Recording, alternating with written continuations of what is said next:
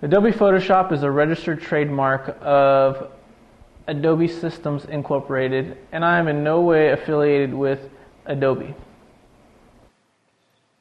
Okay, in this basic Photoshop tutorial, we're going to be working with text. The text tool is over here on your left-hand side on your palette. As you can see, my cursor goes right over the horizontal type, and I zoom in for you, and you can see the T in parentheses, which means that is the shortcut for the type tool.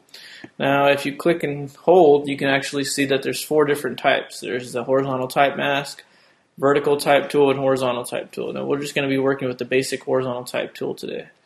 You got to click and drag on your document here, and it actually makes a whole new layer, as you can see. It's a type layer. If you want to work with fonts, we've got a million different fonts in the new CS3. As you can see, Photoshop has given us a whole bunch more fonts than what normally is given in a software. So it's kind of a nice thing to get CS3 just for the fonts. I mean, it gives you a huge variety that just goes on and on and on and on, as you can see. I guess we can play around with this one for now. And we can type something like sample. And if you want to change the font size, we got this little font changer right here, font size changer. You gotta do is click and drag on the T, and it'll actually change the font for you. You have to have it sampled first. Click the check mark.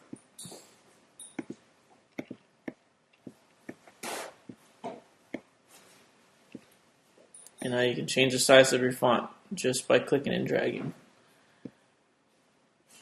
which is kind of a cool thing.